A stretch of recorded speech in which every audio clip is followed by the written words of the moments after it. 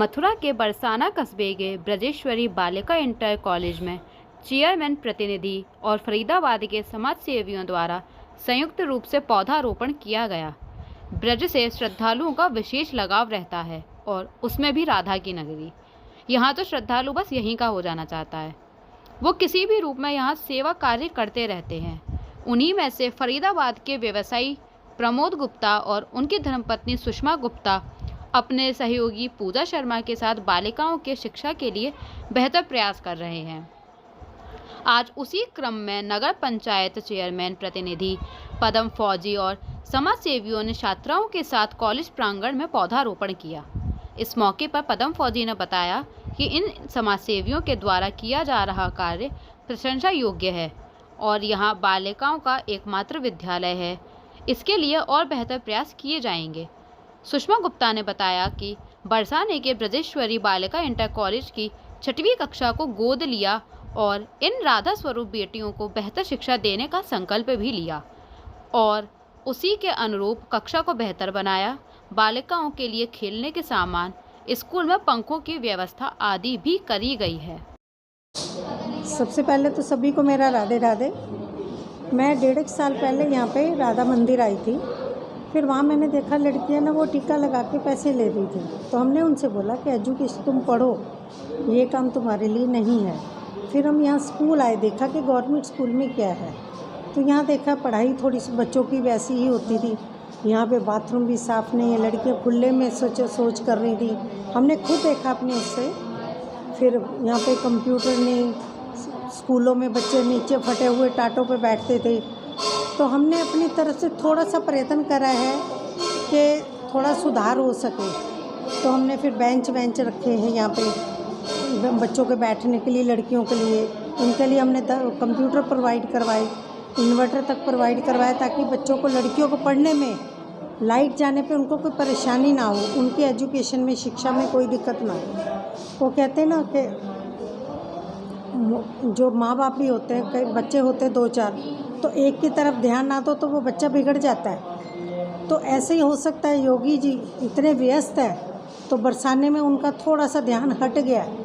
तो इसलिए मैं जो योगी जी से हाथ जोड़कर विनती करती हूँ, आगे आपकी क्या कार्य योजना रहेगी? नहीं, हम इसको और वो करेंगे। मैं तो योगी जी से तो कर रही हूँ ना प्रार्थना, उनसे विनती कर रही हूँ कि सरकारी सिस्टम में बच्चों की एजुकेशन को, लड़कियों की ख़ास तौर से, इसको बढ़ावा दें।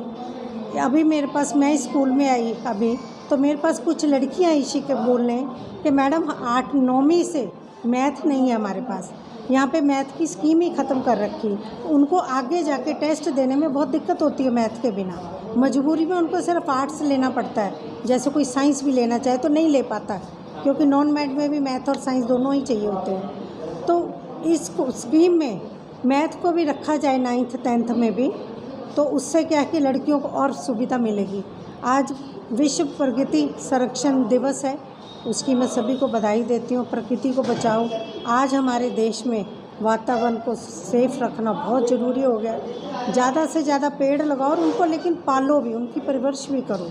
ये नहीं है कि लगा के छोड़ दो। मैं कहती हूँ उनको पालना भी चाहिए पेड़ों को। इतना गंदा हमारा वातावरण हो चुका है, इतना हम कार्बन छोड़ते हैं, कार्बन पूरे वातावरण में घुला पड़ा है। उसके लिए पेड़ भी ज़रूरी है। आज हमने पेड़ भी लगाए हैं। तो सबसे ज़्यादा आज मानव के लिए और पृथ्वी के लिए, दोनों के लिए ही प्रकृति संरक्षण बहुत ज़रूरी हो गया है। तरफ से आगे क्या कार्य योजनाएं देखने को मिलेंगी? ये तो सर्वप्रथम तो जो अभी जो ब्रजेश्वरी बालिका इंटर कॉलेज के लिए जो ये पूजा जी हैं और भी जो ये आए हैं जो सेवा करने के लिए, सबसे पहले तो इनको मैं बहुत बहुत धन्यवाद देता हूँ। दूसरा ये है कि ये तो प्रमाण है कि मैं 2010 में रिटायर होकर आया था, बहुत से संघर्ष किए थे। इस ब्रजेश्वरी बालिका इंटर कॉलेज के लिए भी जो का एक समाज सेवी है जो GLA के जो नारायण दास जी, उनके द्वारा से 15 लाख रुपया उनके निमित्त में बना और उन्होंने उनके द्वारा, और दूसरे जो हमारे अनुज गर्ग जी थे उनके द्वारा आपके टाइल्स है। एक टील जो आप देख रहे हो इसका फुटेज लेना, ये पहले नीचे थी, इसको भी ऊपर कराया था कि एक प्रोग्राम में आया था जब मैंने बच्चियों का देखा था, तो और भी बहुत इसमें कराया था काम।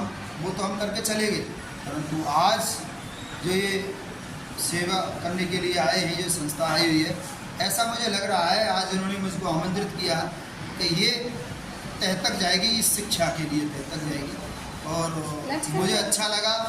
और इनके लिए जो भी मेरे से जो मदद होगी मैं करूँगा, क्योंकि हमारी ब्रजेश्वरी बालिका इंटर कॉलेज की जो इसमें बालिकाएँ हमारे हर समाज से पढ़ती हैं। बरसाना की कम से कम मैंने पहले जो देखा था हज़ारों की संख्या में बच्चियाँ पढ़ती थी, धीरे धीरे इसमें बच्चियाँ कम हो गई, क्योंकि जो बच्चियाँ हैं ना, अभी तो बच्चे हैं, आने वाले समय पे जब ये बड़े होंगे तो ये इस पृथ्वी की जो है जननी है और ये पृथ्वी की रचयिता है। तो आने वाले समय में अगर हम बच्चियों को सही तरह से एजुकेशन सही तरह से दे जाते हैं तो वो और भी विकास होगा। जहाँ ये जननी है, इनके द्वारा जो सृष्टि की जो आगे की जो रचना बढ़ेगी तो वो उनको भी अपने हिसाब से एजुकेटेड कर सकते हैं, जिससे क्या है समय थोड़ा सा लगेगा और आराम से धीरे से। जैसे बरसाना में अभी बहुत बच्चियों की शिक्षा बहुत कमज़ोर और बहुत पुअर है, तो आने वाले समय में जब शिक्षा का स्तर बढ़ेगा तो अपना भी बरसाना क्षेत्र में जहाँ ये बच्चियाँ जाएंगी अपने जो रचना के लिए, और वहाँ परिवर्तन आएगा, क्रांति आएगी। जय हिंद, जय भारत। क्या क्या सुविधा आपने मुहैया कराई, आगे की आपकी क्या भूमिका रही? जब हम यहाँ पहली बार आए थे तो हमने बहुत काफ़ी देखा कि एजुकेशन के नाम पे बच्चों के साथ कुछ धोखा हो रहा है। तो यहाँ के मैनेजर और प्रिंसिपल से मिलकर हमने डिस्कस किया, तो हमने सोचा कि सबसे छोटी क्लास यहाँ 6 हमने 6 क्लास को अडॉप्ट किया, उनके इंफ्रास्ट्रक्चर को चेंज किया, क्योंकि यहाँ टीचर्स का बहुत अभाव था। उन्होंने 5 टीचर भी अपने प्राइवेट अलग से मुहैया कराए, पूरा गार्डन बनाया, स्पोर्ट्स के लिए भी टीचर रखा, स्पोर्ट्स के लिए बच्चों के लिए बास्केटबॉल वगैरह सारी सुविधा कराई है। और सबसे ज़्यादा जो इशू यहाँ पे शौचालय का था, उसको भी लेके हमने थोड़ा सा काम किया है कि बच्चों को खुले में न जाना पड़े। ये एक बहुत ही शर्मनाक बात है किसी भी संस्था के लिए। और आज आपने जो पौधरोपण किया उसके बारे में क्या? देखिए, पौधा और पौधे का कहीं ना कहीं जो रिलेशन है हमारे स्वास्थ्य से होता है। जैसे कि हमने कोविड में देखा कि हमको ऑक्सीजन की जरूरत पड़ी, सिलेंडरों की क्यों पड़ी, क्योंकि हमने पेड़ों को काट के कहीं ना कहीं अपने निजी स्वार्थ के लिए बिल्डिंग बना ली या किसी और चीज़ के लिए यूज़ कर लिया, तो हमें ऑक्सीजन के लिए सिलेंडर की जरूरत पड़ी।